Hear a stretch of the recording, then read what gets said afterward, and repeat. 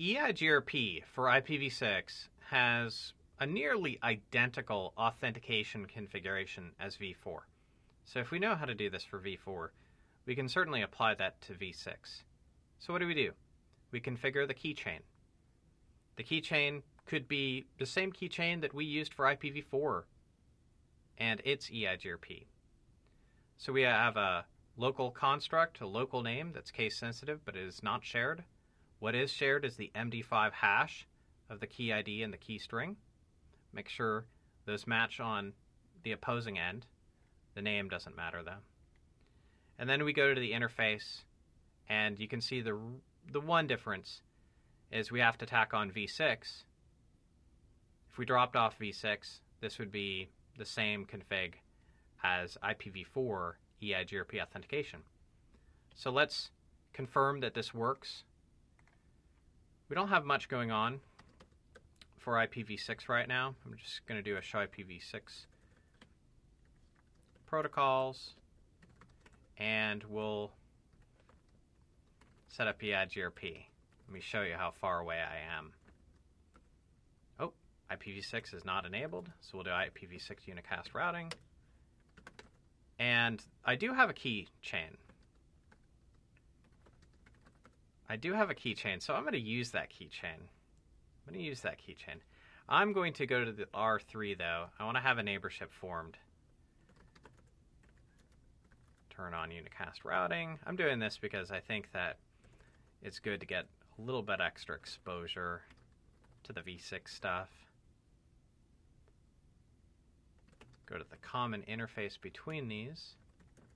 IPv6 EIGRP 100. Enter. I didn't do that on R4.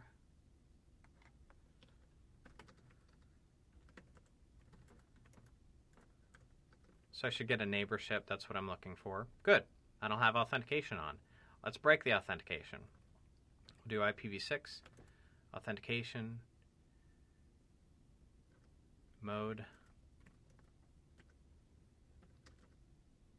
Still MD5. Isn't that a little shocking? Neighborship drops because we now don't have agreed parameters.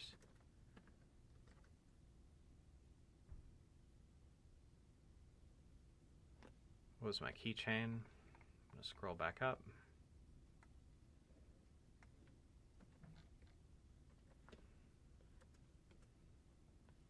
Okay, so that should be good.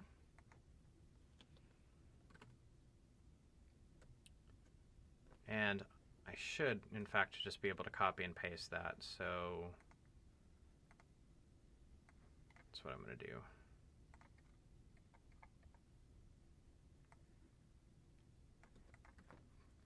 I think that's the same name that I used.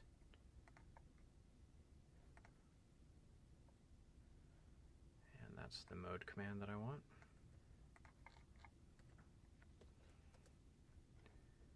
If my neighborship doesn't come back up, I'm gonna look to making sure that that was the same keychain as what I had locally on that device. Great. So I've got my adjacency. IPv6 EIGRP authentication is really not a tremendously different entity than what we saw or what we've seen in the past for v4. EIGRP verification for authentication comes down to really two commands. Be confident in these two commands. Know how to view your keychain, because it gives us whether the different components are being accepted and sent. For instance, you could be sending on one side but not accepting that key on the other side. Map this out, graph it out. So literally, I would draw in a timeline. So I could say, this is when we're sending, and this is when the other side is accepting, and at what point are we right now? And that could be like, a vertical line. Make sure that the current time goes over where there's an acceptance and that it's being sent. Because over time, this line can move. You know, the timeline, well, you understand, time progresses, right? So you have to make sure that we're valid now on both sending and receiving, and that's kind of a common thing to be tested on if you're in an examination environment. Then we can look for our EIGRP neighbors for v6.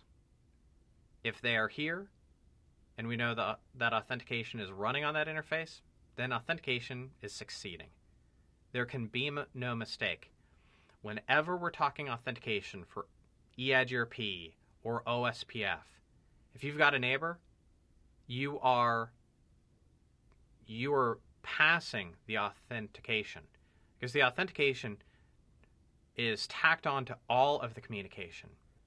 For EIGRP, what do we have? Things like, you know, the hellos that are validating and forming neighborships. Well, it's embedded in that, as well as things like the updates. So a lot of people get it in their head that we're only authenticating updates, but no, it's all of the EIGRP communication. So you can't even form a neighborship unless you can pass the validation steps for authentication.